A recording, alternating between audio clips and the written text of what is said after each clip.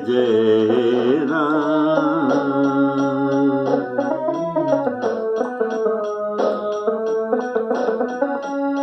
श्री राम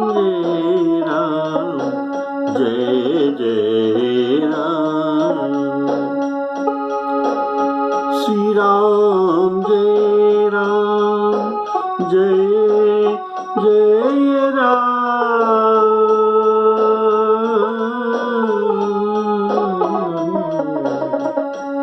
श्री राम जय जय राम।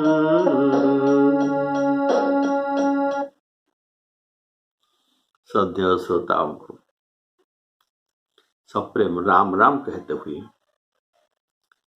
आज के श्री रामचरितमानस के अयोध्या कांड का वनगम गमन प्रसंग को सुनाता हूँ। बोले श्यावर रामचंद्र की।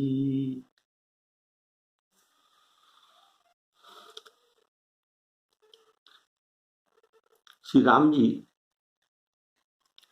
सीता जी को बहुत समझाए। वन में बहुत सारे दुख है, लेकिन सीता जी श्री राम जी के एक एक पॉइंट का सब काट दिया। अंत में श्री राम जी को राजी होना पड़ा और सीता जी को श्री राम जी कहते हैं, सीता जी अभी सीता जी को लेकर जाए, इसलिए गोस्वामी जी श्री राम जी को कृपाणु संबोधन करते हैं। तो श्री राम जी में कृपाणु कहते हैं, तो अभी सब चिंता छोड़ दो और अभी विषाद करने का, दुख करने का अवसर नहीं। आप सब सोच त्याग कर बन जाने के लिए सब सजाओ। बोले श्यावर रामचंद्र की जय। कहे वो कृपाल भानु कुलनाथ, परिहरि सोचु चलहु बन साथ। नहीं विषाद कर अवसर आजू, बेगी करहु बन साज समाज। श्री राम जय जय राम।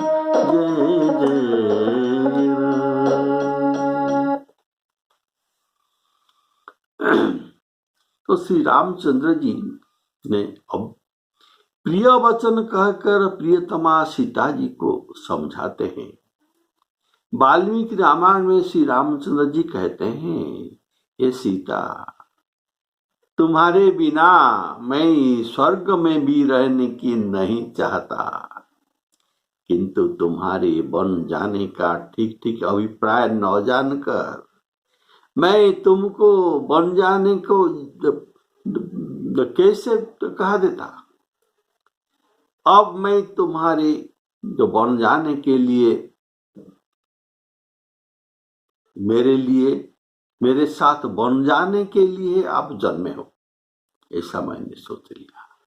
आपका दृढ़ निश्चय सुनने पर बोले श्यावर रामचंद्र की जय। फिर तुम मेरे संग में बन जाने को ही जन्म लिया हो। फिर श्री राम जी माता के पैर लगकर उनसे आशीर्वाद प्राप्त करते हैं। तो माता ने कहा, बेटा जल्दी लौटकर प्रजा के दुख को मिटाना और यह निष्ठुर जननी को भूल न जाना। माता कहती है, हे विधाता, क्या मेरी दशा भी फिर पलटेगी? क्या मैं अपने नेत्रों से इस मनोहर जोड़ी को फिर देख पाऊंगी? हे पुत्र, वह सुंदर दिन और सुबह घड़ी कब आएगी जब तुम्हारे जननी जीते जी तुम्हारे चांद सा मुखड़ा को दर्शन कर पाएगा।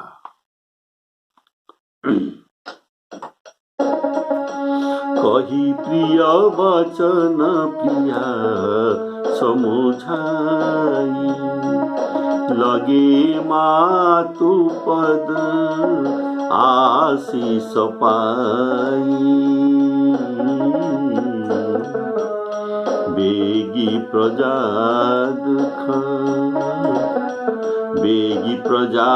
दुख मेटब आई,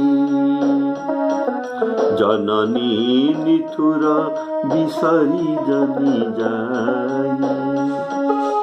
बेगी प्रजा दुख मेटब आई, जननी निठुर बिसरी जनी जाई। फिरी दशा विधि बहुरी की मोरी, देखी हूँ नयन मनोहर जोई। सुदिन सुघरी तात कब होई,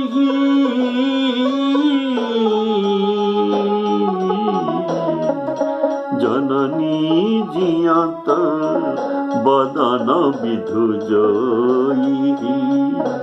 श्री राम जय राम जय जय राम। हे तात, हे वत्स, हे लाल कहकर और रघुवीर कहकर मैं कैसे कब तुम्हें बुलाकर हृदय में लगाऊंगी और हर्षित होकर तुम्हारे अंग को देखूंगी। बहुरी वत्स कही लाल कही, रघुपति रघुबर तात। तब ही बुलाई लगाई उर, हरसी निरीखी हूँ गात्र। श्री राम जय राम जय जय राम। यह देखकर माता स्नेह के मारे अधीर हो गई और इतनी अधिक व्याकुल है कि मुंह से वचन नहीं निकलता। श्री राम जी ने अनेक प्रकार से उन्हें समझाए और समय और स्नेह वर्णन उसी समय और स्नेह को वर्णन किया नहीं जा सकता। तब जानकी सास के पांव लगती है और बोलती है, हे माता सुनिए, मैं बड़ी ही अभागिनी हूं। आपकी सेवा करने की समय दैव ने मुझे वनवास दे दिया, इसलिए मैं बड़ी अभागिनी हूं, आपके सेवा कर नहीं पा रही हूं। ऐसा मेरा मनोरथ को विधाता ने सफल नहीं किया और दैव ने मुझे वनवास दे दिया, मेरा मनोरथ सफल नहीं किया।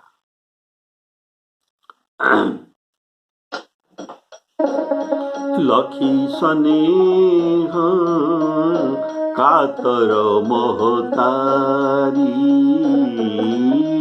बचन न आव विकल भय भारी। राम प्रबोध कीन विधि नाना, समऊ सनेऊ न जाई बखान। तब जानकी सासु पगलागी सुनिय माय में परम भागी सेवा समय दैयो बन दीना मोर मनोरथ सफल न कीना श्री राम जय जय राम। आप क्षोभ को त्याग करें। सीता जी कहते हैं माता जी आप क्षोभ को त्याग करें परंतु कृपा न छोड़िएगा। कर्म की गति कितनी कठिन है, मुझे भी कुछ दोष नहीं है। माता सीता जी के वचन सुनकर सास व्याकुलता हो गई। उनकी दशा को मैं किस प्रकार वर्णन कर सकता हूं।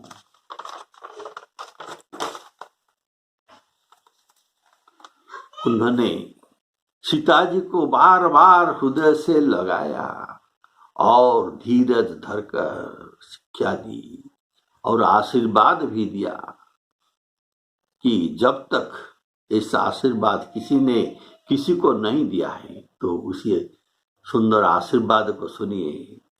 माता कौशल्या जी कहते हैं जब तक गंगा और जमुना के धारा जब तक गंगा और जमुना के जलधारा बहता रहे तब तक तुम्हारे सुहाग भी अचल रहे। और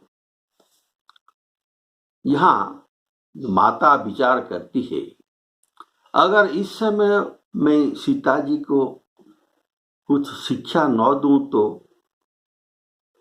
तब सीता जी को संतोष नहीं होगा। इसलिए और मुझे भी पश्चाताप होगा। मैं सीता जी को कुछ ये उपदेश दे नहीं सका। इसलिए इनको धैर्य धारण करके माता जी धैर्य धारण करके सीता जी को शिक्षा भी देते हैं, देना पड़ा।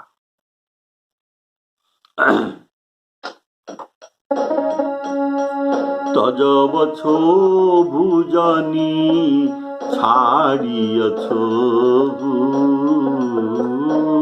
करम कठिन कछु दोषु नमो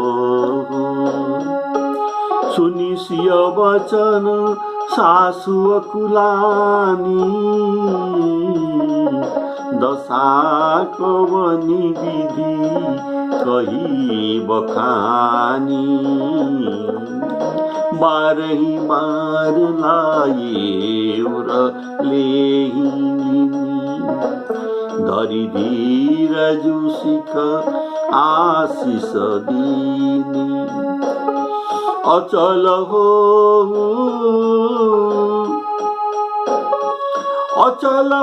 हुआही बात तुम्हारा जब लगी गंगा जमुना जलधारा जब लगी गंगा जमुना जलधारा। सीता जी को सासू ने अनेक प्रकार के आशीर्वाद और शिक्षा भी दी। वन में कैसे चलना, क्या क्या करना, ये सब शिक्षा दी। और वे सीता जी बड़े ही प्रेम से सीता जी को बार बार तब सीता जी बड़े ही प्रेम से बार बार जननी के चरण कमल में सिर नवाते नवाते नवाकर चली। सीतहि सासु अशीष सिख दीनी अनेक प्रकार चली नाई पद पद्म सिरु अति हित बारही बार, अति हित बारही बार। तो जब लक्ष्मण जी ने यह समाचार पाए तो ये व्याकुल होकर उदास मुंह में उठकर दौड़े। उनके शरीर कांप रहे थे, रोमांच हो रहा था, नेत्रों में आंसू भरा था। प्रेम से अत्यंत अधीर होकर उन्होंने श्री राम जी के चरण आकर पकड़ लिया। लक्ष्मण धाए, ये कहने का भाव यहां लक्ष्मण को राम जी के लिए कैंकर्य भाव अर्थात किंकरता भाव का यहाँ परिप्रकाश होता है। कैसे किंकर का भाव होना चाहिए। लक्ष्मण जी बाल्य अवस्था से ही राम जी को अपना स्वामी मानते हैं और उनके चरणों में सेवा करते आए हैं। ये बात लिखा है, बारे हिते निज हितपति जानी।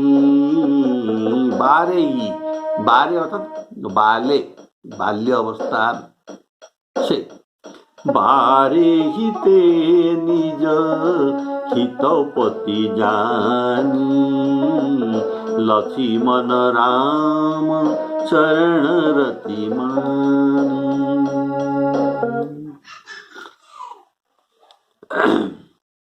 इसलिए राम जी के वन गमन का समाचार ये पाते ही सुनते ही उनके 6 इंद्रिय व्याकुलित हो गए। पंच इंद्रिय तथा मन ये सब व्याकुल हो गए, अर्थात कानों में समाचार सुनकर व्याकुल हुए। बिलख बदन रोना शुरू हो गया, मुख सूख गया, अर्थात और उठी धाई अर्थात चरण इंद्रिय व्याकुलित हो गया। कंप पुलकित शरीर में कंपन आ गया और शरीर पुलकित हो गया। हृदय और त्वचा इंद्रिय ये व्याकुलित हो गए, उनके गला सूख गया। बेपथुश्च शरीरे में रोम हर्षश्च जायते, जैसे अर्जुन ने कहा था गांडीव संसते हस्ता तच्चैव परिदह्यते, न तो शक्नोमि अवस्था तुम भ्रमति व चमे मनः। बोलिए सियावर रामचंद्र की। ऐसे अवस्था बेपथुश्च शरीरे में रोम हर्षश्च जाए, ये सब भाव लक्ष्मण जी में भी प्रकाशित हो गया। जैसे रामचंद्र जी के वन वृत्तांत सुनकर जो अष्ट सात्विक तो भाव होता है, ये अष्ट सात्विक भाव से 7 सात्विक भाव लक्ष्मण में प्रकट हो गया। ये सब भाव क्या है?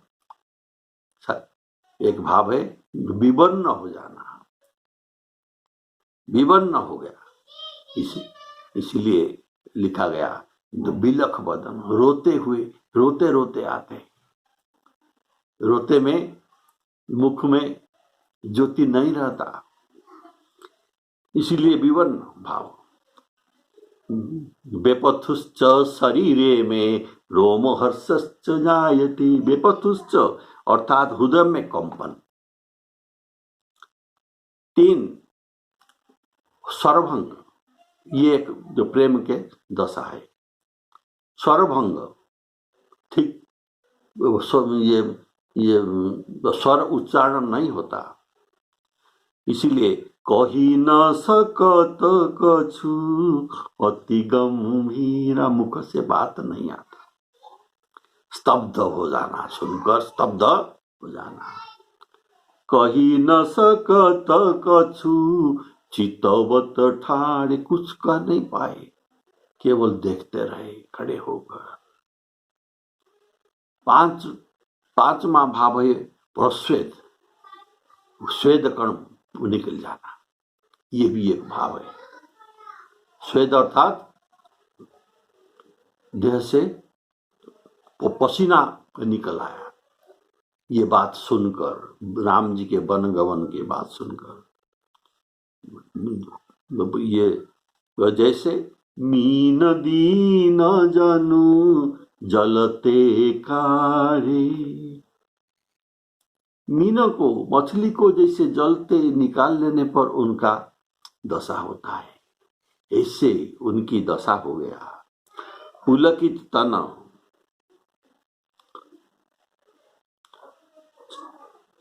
छठा दशा है पुलक तन, अर्थात शरीर में रोमांच हुआ। और एक अष्टम भाव रह गया, यह है प्रलय भाव। प्रलय का अर्थात मूर्छा, ये मूर्छा नहीं हुए थे लखन जी के। यह आठवां भाव से 7 भाव प्रकट हुए और मूर्छा भाव प्रकट नहीं हुआ था। अगर राम उन्हें न कहते तो विदा मांग मातु सन आवऊ मांगी, राम जी ने उनको कहेंगे अपनी माता से विदा लेकर आओ, अर्थात मैं तुमको अनुमति दे दिया। अगर इतना शब्द राम जी के मुख से निकला न होता तो लखन तब मूर्छित ही हो जाते।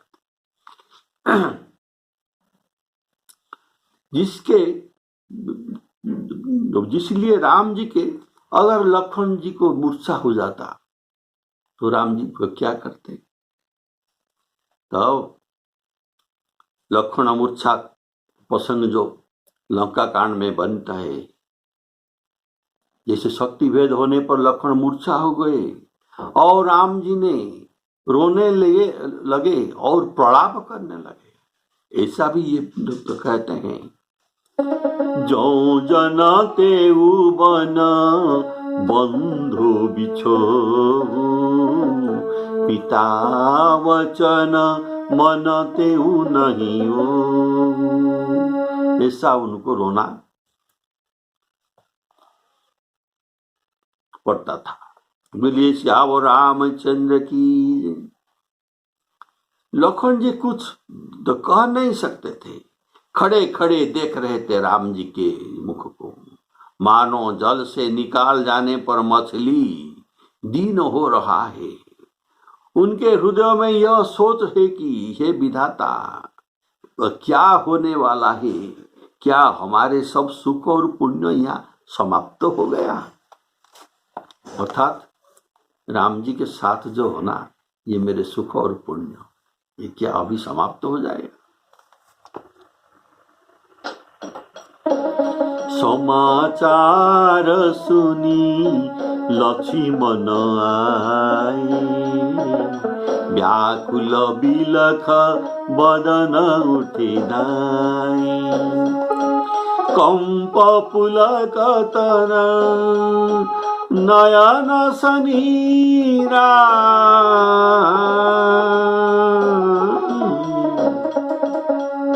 गए चरण अति प्रेम धीरा, कही न सकत कछु चितवत ठाड़े, खड़ा होकर देखते रहते, चितवत ठाड़े, मीन दीन जनु जलते काड़े,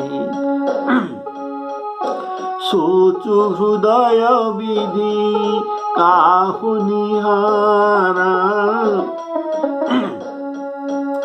सब सुख सुकृत सिरान हमारा, श्री राम जय राम जय जय राम। तो लखन जी अब सोचते हैं, मुझको श्री रघुनाथ जी क्या कहेंगे, घर पर रखेंगे या साथ में लेकर चलेंगे। श्री रामचंद्र जी ने भाई लक्ष्मण को देखा, ये वे हाथ जोड़े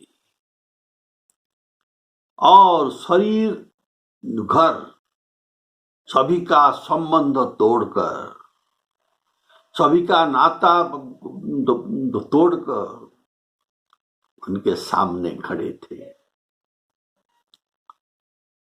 जैसे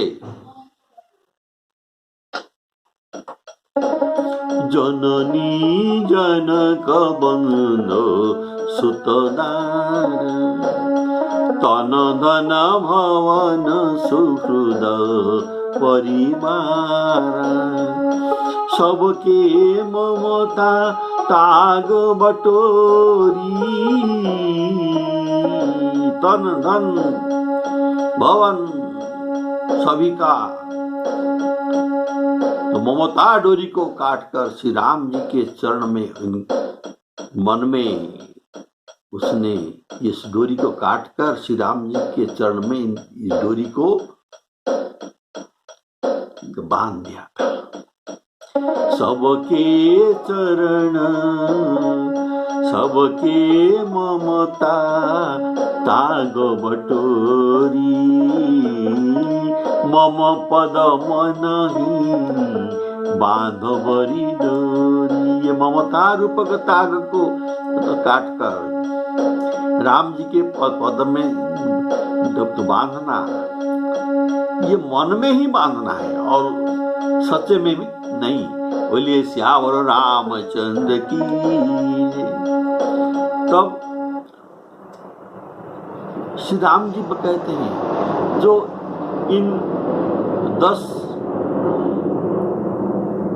जो तो कहे गए, इस सबका जो ममता डोर को काट कर एक मोटा रस्सी बनाकर, सबको मिलाकर एक मोटा रस्सी बनाकर मेरे पाँव में बांध देते हैं, तो मैं उनको जो कैसा स्नेह करता हूं, सुनिए।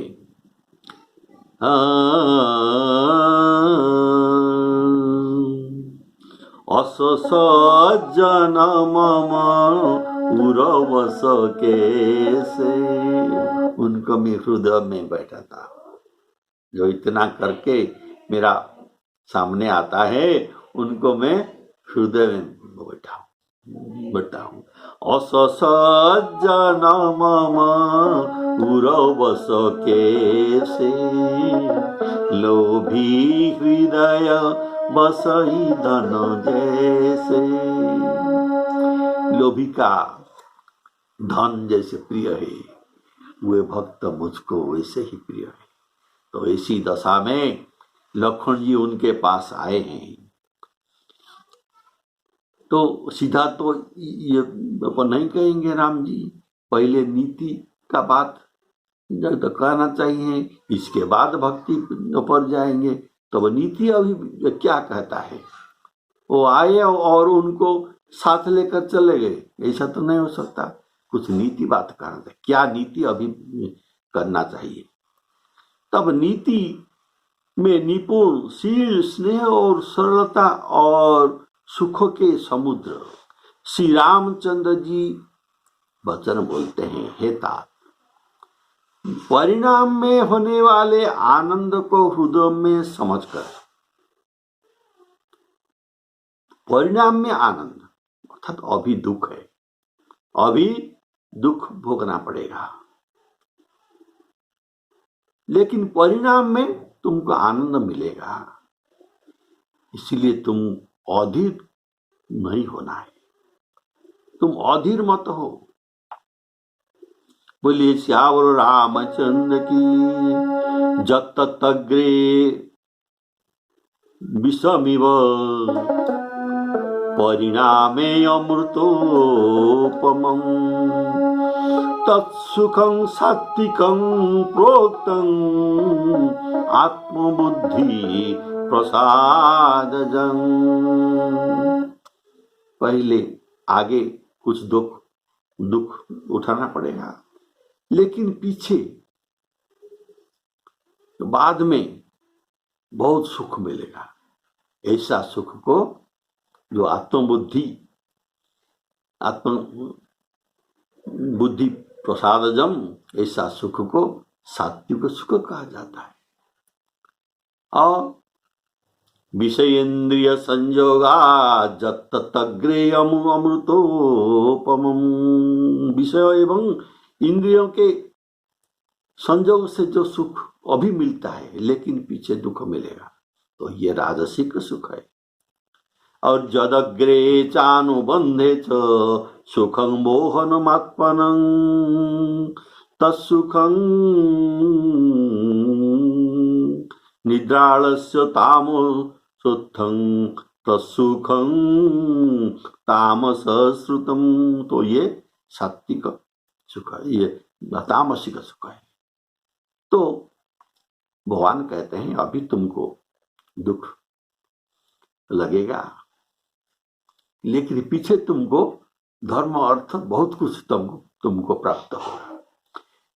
तो राम अभी देखते हैं क्या,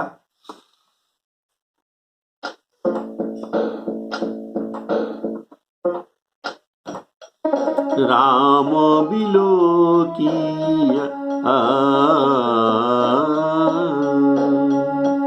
मोक का कव रघुनाथा रखी हई भवन की ले हई साथा। राम बिलोकी बंधु कर जोरे देह गेह सब सन तृण तोरे। बोले वचनु राम नयनागर शील स्नेह सरल सुख सागर। तात प्रेम वस जनि कदराहु समुझी हृदय परिणा पहुँचाऊ। यहाँ भाव है कि लक्ष्मण सोचते हैं सब सुख सुकृत हमारे सब सुख और सुकृत अर्थात पुण्य सब खत्म हो गया। तो अर्थात वे केवल राम जी को ही, लक्ष्मण जी माता पिता भ्राता गुरु स्वामी इत्यादि के स्नेह इनसे ये पा रहे थे, ये सबका सुख और स्नेह ये इनसे ही पा रहे थे, राम जी से। जैसे त्वमेव माता च पिता त्वमेव बन्धुश्च सखा त्वमेव विद्यां द्रविणं त्वमेव सर्वं मम देव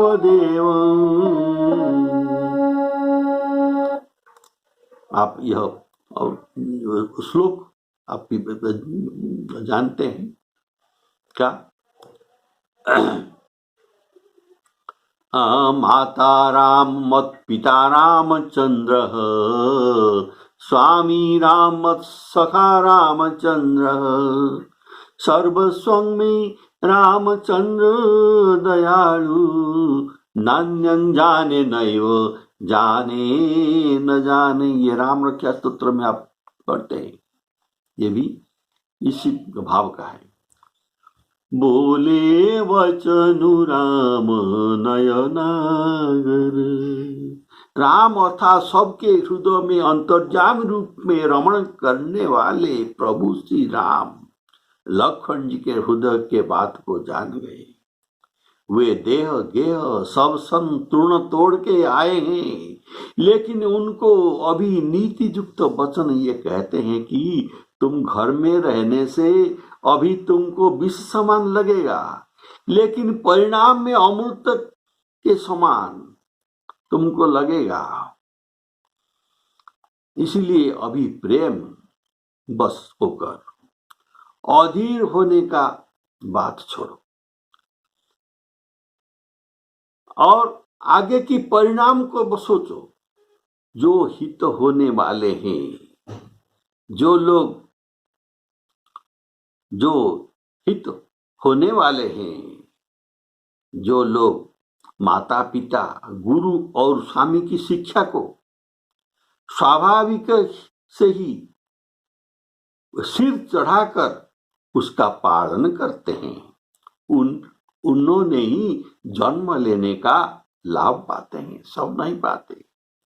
नहीं तो उनके जन्म बेकार है, व्यर्थ है। मातु पिता गुरु स्वामी सिख, सिर धरी करहि सुभाय। लहे उलाहुति न जन्म कर, न तरु जन्म जग जाय। श्री राम जय राम, जय जय राम। अतः हे भाई, हृदय में ऐसा जानकर मेरी सीख सुनो और माता पिता की चरणों की सेवा करो। घर पर अभी भरत और शत्रुघ्न नहीं है, महाराज वृद्ध है और उनके मन में मेरा दुख है। इस अवस्था में मैं तुमको साथ लेकर बन जाऊं तो अयोध्या सब प्रकार से अनाथ हो जाएगी। गुरु पिता माता प्रजा और परिवार सभी पर दुसह दुख का भार आ पड़ेगी। असजिया जानी सुनहु सिख भाई, करहु मातु पितु पद सेवकाई।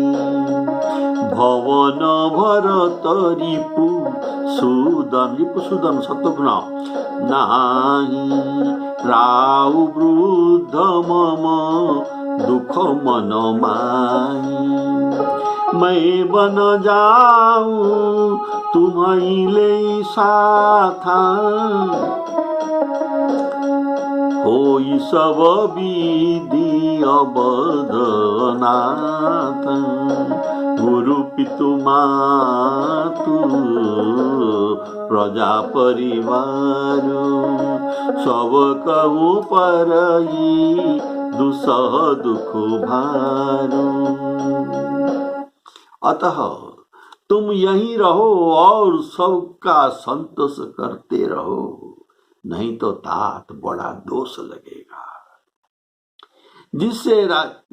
जिसके राज्य में प्यारी प्रजा दुखी रहती है, वही राजा अवश्य नरक के अधिकारी होते हैं। ये तात ऐसी नीति विचार कर तुम घर रह जाओ। यह सुनते ही लखन जी बहुत ही व्याकुल हो गए। इन शीतल वचनों से वे कैसे सूख गए, जैसे पाले की स्पर्श से कमल सूख जाता है। रहु करहु सब कर परितोष, न तरु तात होई बड़ दोष। जासुराज प्रिय प्रजा दुखारी, सो नृपवशी नरक अधिकारी। रहु तात असहृदय विचारी, सुनतु लखन भय व्याकुल मारी। सियरे वचन सूखी गए कैसे, परसत तुही न ताम रसु जैसे।